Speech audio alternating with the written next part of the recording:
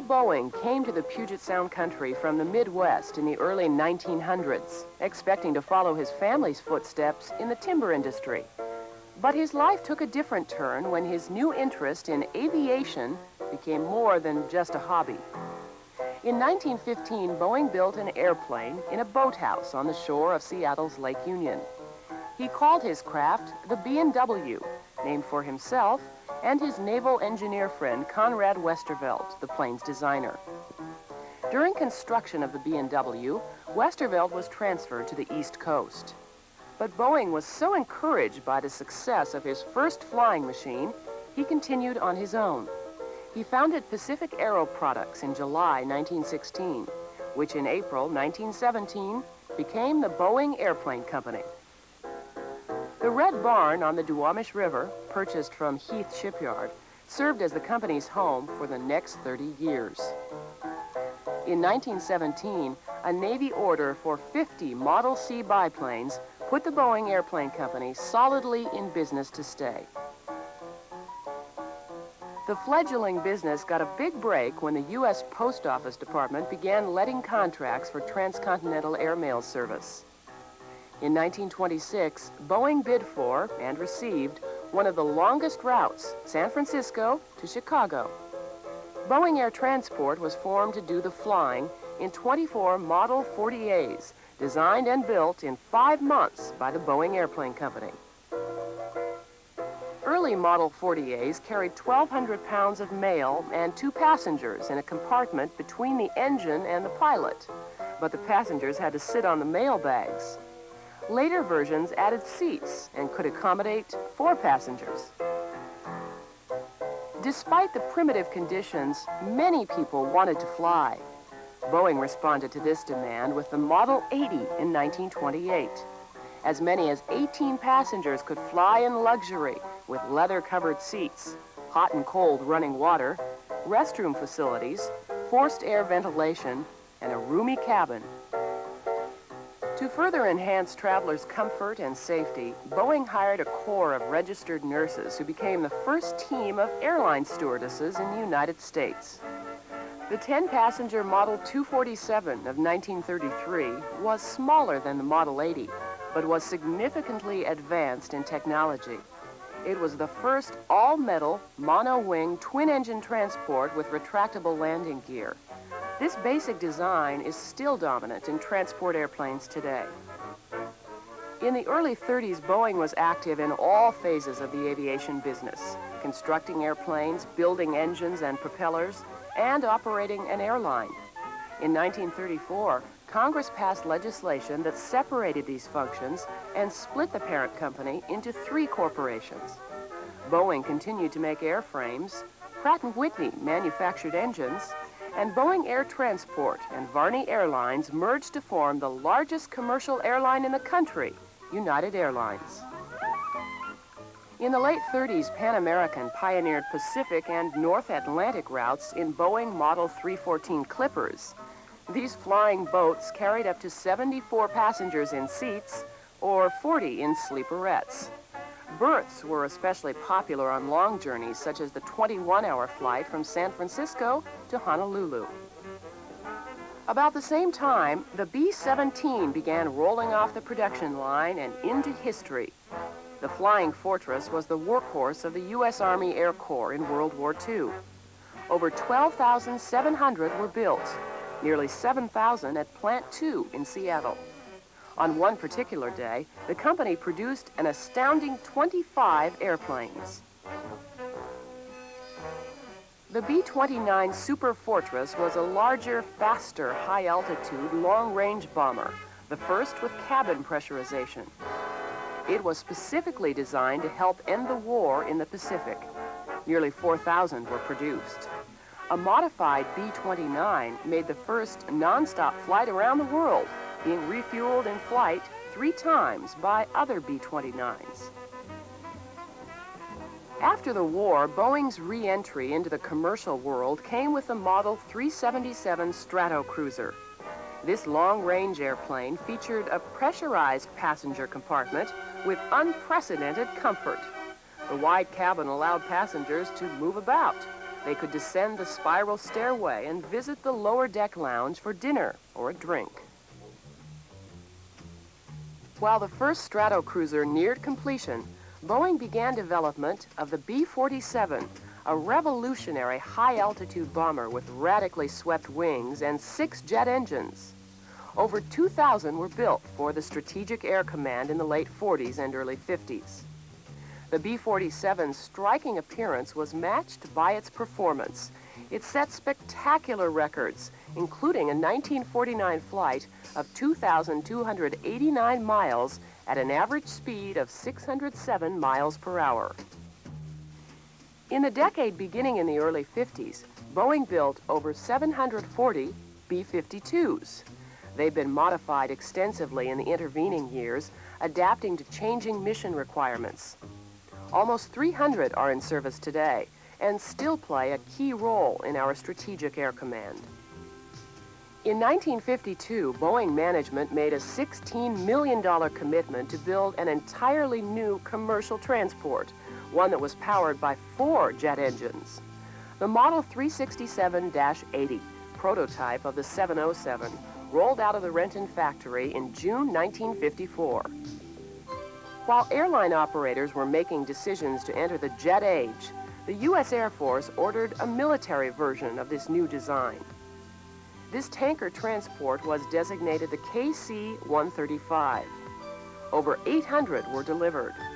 They've been used in a variety of ways, mostly for refueling the B-52 and other military aircraft. Pan American Airways introduced the 707 to passenger service in October 1958. More than 970 707s were built for 77 customers worldwide. Many are still flying. One of them, operated by the Air Force, is known as Air Force One when the President is aboard. It has carried 7 of our nation's chief executives for more than a quarter century. The commercial 707 is no longer produced, but the Renton plant turns out an average of 7 each year that fill a number of military roles. Following the 707 came the 3-engine 727. 1,832 were built before going out of production in 1984. The last 12 were cargo models for Federal Express. The 737, Boeing's smallest commercial jet, made its first flight in April 1967. The 737-300, -400, and -500 represent a new generation of 737s, quieter and more fuel efficient than their predecessors. They have slightly different load and range capabilities, but they all use high bypass ratio engines, advanced cockpits, and an improved wing design. In 1966, Boeing took an enormous financial risk by venturing the company's net worth on predicted market conditions. Construction of the Everett, Washington plant began that year to manufacture an airplane that made radical departures from everything else in the industry. The 747, world's largest commercial jet transport, made its first scheduled passenger flight in January 1970. Today, the 747 is a versatile family of jumbos that come in various sizes, intended for carrying passengers or cargo, or combinations of the two over varying ranges. In 1986, the 747 was selected by the U.S. government to replace the aging presidential 707. The new aircraft has enhanced capabilities, improved operational economy, and the latest in advanced technology. In an unprecedented accomplishment marked by ceremonies at the Renton and Everett plants, Boeing recently rolled out 2 new models on the same day, the 737-400 and the 747-400. Easily recognized by its 6-foot winglets, the 747-400 incorporates several features developed for the 757 and 767 programs, including a 2-crew digital flight deck and extensive use of lightweight alloys and composites. The -400 carries as many as 604 passengers and has a range of more than 8,000 miles, greatest of any commercial airliner. The 757, built in Renton, and Everett's 767 are the newest generation of Boeing transports. They share many similarities in design. They are quieter and more fuel efficient than previous aircraft, partially due to the use of recently developed materials that are lighter and stronger, including graphite and Kevlar composites, and modern aluminum alloys, plastics, and fiberglass compounds. Wind tunnel testing for the 757 and 767 led to a new wing design that has dramatically increased aerodynamic efficiency.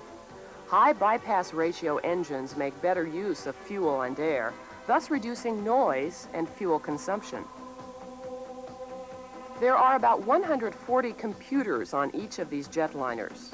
Many are in the instrument panel, constantly monitoring and managing all onboard systems. One example is ICAS, the engine indicating and crew alerting system display that monitors and informs the flight crew of engine operating conditions. Digital technology and the industry's most extensive built-in test system make a significant contribution to aircraft safety, reliability, and ease of maintenance. The system makes takeoffs and landings possible under conditions of minimum visibility that keep other airplanes grounded. In fact, 757s and 767s are certified to take off and land when visibility is less than the length of the airplane. Built with efficiency in mind, the 767 flies higher at a more comfortable cruise altitude and burns less fuel per seat mile than previous medium-range jetliners. A single 767 could save an airline as much as $2.5 million a year in fuel costs. Several models of the twin-aisle 767 are offered. The 767-200 in standard mixed class configuration has 220 seats and a range of 3,800 miles. But the design is adaptable to versions that can carry more than 260 passengers and fly 6,900 miles non-stop. The 757 is a single-aisle airplane with a carrying capacity between that of the 727 and the 767. It can fly more than 4,500 miles with 185 passengers and is far more fuel efficient than the 727.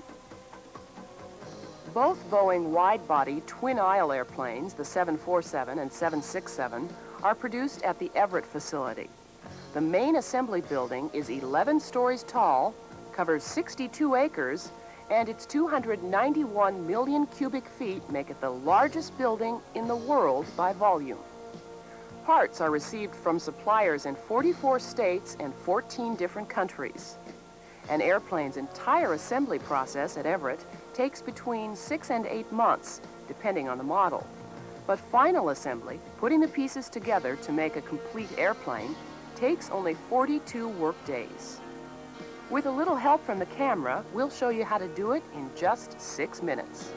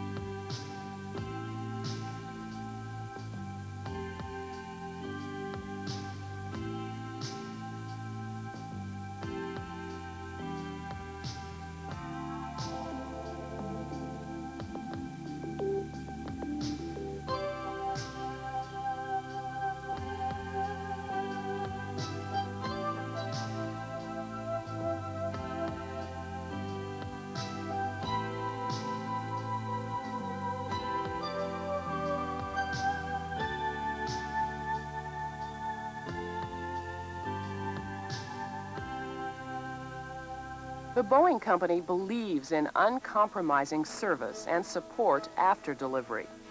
Airlines around the world depend on Boeing for unmatched spare parts capabilities and response to AOG, or airplane on-ground situations. Crew training is available in Boeing-owned simulators. Purchase of a Boeing airplane ensures the customer of the finest possible product and the best support in the industry. Our commercial jet transports are designed and built by Boeing Commercial Airplanes, largest of the several divisions that make up the Boeing company. Another division primarily concerned with building commercial passenger vehicles is de Havilland Aircraft Company of Canada. Boeing purchased de Havilland in 1986, combining two aviation pioneers whose products are complementary. The Twin Otter is one of the world's most popular light transport turboprop aircraft. Over 800 are in service in more than 70 countries. The Dash 8 is a twin-engine, wide-body, pressurized turboprop airliner with excellent performance capability. It is available in various models for carrying cargo or as many as 50 passengers. Boeing Helicopters of Philadelphia manufactures military and commercial helicopters. The commercial Chinook transports passengers and cargo. Many are used to take oil workers to platforms in the stormy North Sea. Its military version serves the U.S. and the armed forces of more than a dozen nations throughout the world. Making its first flight in 1988 is the V-22 Osprey, an effort of Boeing and Bell Helicopter Textron working together under a contract for the U.S. Armed Forces. This tilt-rotor aircraft combines turboprop cruise speeds with rotorcraft hover capability. Boeing military airplanes based in Wichita, Kansas, and Boeing Advanced Systems of Seattle are involved in the design and construction of the wing and other portions of a prototype advanced tactical fighter. Boeing is teamed with Lockheed and General Dynamics to win a contract for what will be one of the most advanced aircraft in the history of aviation. Some Boeing divisions specialize in services or products chiefly for Boeing itself, but also compete in the marketplace. Boeing Computer Services, for instance, operates one of the world's largest privately owned telecommunications networks, creates and sells software, and provides a variety of support services to over 2,000 private and government accounts. Boeing Electronics designs and builds components such as digital control systems for Boeing airplanes and also markets hybrid electronics, complex multi-layer printed circuit boards, and custom power supplies. One of the most recent additions to the Boeing corporate family is Argo Systems, a Silicon Valley firm with main offices in Sunnyvale, California. This company is a leader in the development and manufacture of electronic warfare and surveillance systems for the U.S. and our allies. Argo Systems builds equipment for listening to, understanding, and confusing hostile radar and radio signals. Both companies benefit from this acquisition. Argo Systems can now draw on the vast resources of the Boeing company, and in return, its product line and expertise enhance Boeing's capabilities in a vital field of technology.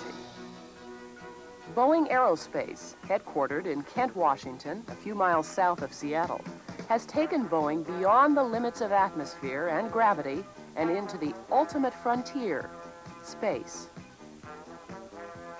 Early work with missiles in the late 40s and 50s was the company's introduction to this new and exciting field. By the 60s, Boeing was ready to undertake the task of constructing the massive first stage of NASA's Saturn V rocket, the launch vehicle that took Apollo 8 on the first manned flight around the moon in 1968, and in July of 1969, carried Neil Armstrong and the Apollo 11 crew to the first lunar landing.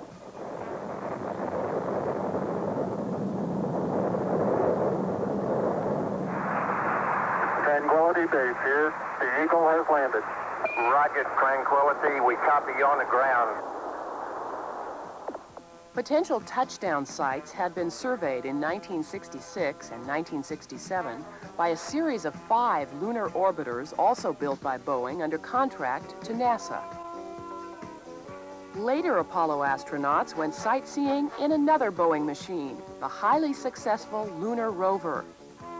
The final mission for the Saturn V came in 1973, when it helped carry Skylab into Earth orbit.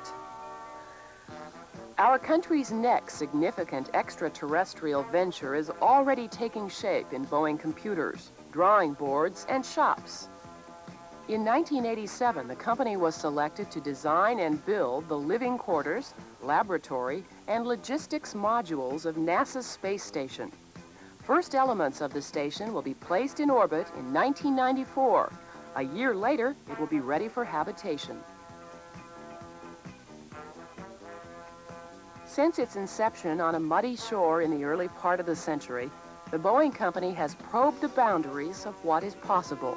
The sky has never been the limit. Just slightly beyond our grasp today are innovations such as hypersonic commercial aircraft that travel at speeds between Mach 2 and Mach 25, a tilt-rotor commuter airplane, an airplane that can take off from a conventional runway, leave the atmosphere, and return to its base all under its own power. Electronic components that will work without failure for the lifetime of the airplane in which they are mounted. And software that integrates the entire manufacturing process from design to completed product. To overcome the challenges posed by these and countless additional projects, we will draw on an ever-expanding array of new tools. Computational fluid dynamics, supercomputers and parallel processors, artificial intelligence, and a host of other technological developments will all play important roles in unraveling the mysteries that lie ahead. But in the final analysis, the solutions will be determined by the dedication, inspiration, and inquiring minds of our most important asset, the employees of